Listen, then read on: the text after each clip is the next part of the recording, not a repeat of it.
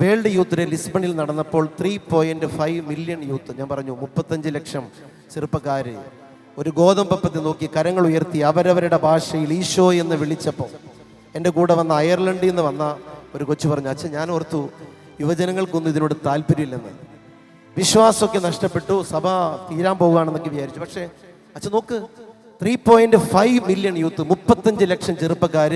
അത് പള്ളിയിലച്ഛൻ പറഞ്ഞിട്ടില്ല, സിസ്റ്റർ പറഞ്ഞിട്ടില്ല, അപ്പനും അമ്മയും പറഞ്ഞിട്ടില്ല. അവരവരുടെ ഭാഷയിൽ ഈ ഗോതമ്പപ്പത്തിൽ ഈശോയുടെ മനസ്സ്, ഹൃദയം കണ്ട്, ഈശോയുടെ മുഖം കണ്ട് അവരവരുടെ ഭാഷയിൽ ഈശോയെ എന്ന് വിളിക്കുന്നത്, മണലിൽ മുട്ടുകുത്തി വിളിക്കുന്നത്, അത് രാത്രി മുഴുവൻ ഇരുന്ന് വിളിക്കുന്നത് കണ്ടപ്പോൾ ആ കൊച്ചു പറഞ്ഞു, എന്ന് പറഞ്ഞാൽ നിങ്ങൾ ഓർക്കണം, കർത്താവിന് നമ്മൾ വില കൊടുത്തില്ലെങ്കിലും വില കൊടുക്കുന്നവരുണ്ട്. കർത്താവിന് വിലമതിക്കുന്ന ഒരുപാട് യുവജനങ്ങളുണ്ട്. നിങ്ങൾക്കറിയില്ല, കാർലോ അക്കൂട്ടിസിനെ വിശുദ്ധനായി പ്രഖ്യാപിക്കാൻ പോവാണ് അല്ലേ?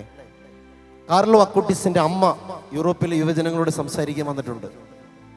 കാർലോ അക്കൂട്ടിസിന്റെ അമ്മ പറഞ്ഞൊരു കാര്യമുണ്ട്. ഈ കാർലോ അക്കൂട്ടിസ് വഴിയാണ് ഞങ്ങൾ വിശ്വാസത്തിലേക്ക് വന്നത്.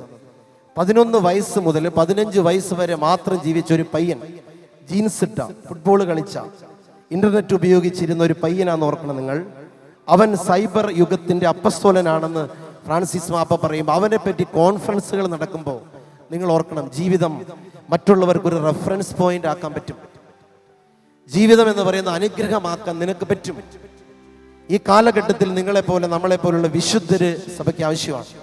നിങ്ങളൊരു ഈശോയോട് പറഞ്ഞാൽ മതി, നിങ്ങളുടെ ജീവിതം കർത്താവ് എടുത്ത് ഉപയോഗിക്കും. വിശുദ്ധ കുർബാനയെ പറ്റിയുള്ള അത്ഭുതങ്ങളുടെ വെർച്വൽ ലൈബ്രറി ഉണ്ടാക്കി ലോകം മുഴുവനോടും വിശുദ്ധ കുർബാനയെ പറ്റി പാടി പറഞ്ഞ ആ ചെറുപ്പക്കാരൻ, ആ ടീനേജ് പ്രായത്തിൽ മരിച്ച കാർലോ അക്കൂട്ടിസിന്റെ മാധ്യസ്ഥത്തിന് നമുക്ക് നമ്മളെ സമർപ്പിക്കാം. പറഞ്ഞേ ഹല്ലേലൂയ. ഉറക്കെ പറ ഹല്ലേലൂയ.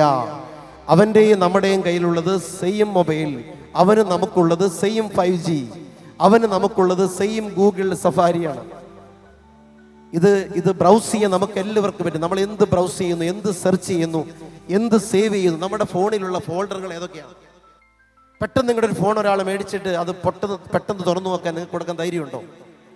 നിങ്ങളുടെ ഫോൺ ആർക്ക് വേണേലും എടുത്തു കൊടുക്കാൻ ധൈര്യമുണ്ടോ? ലോക്ക് ചെയ്ത് ചിരിക്കണം. എത്ര പാസ്വേഡ് ഉണ്ട്?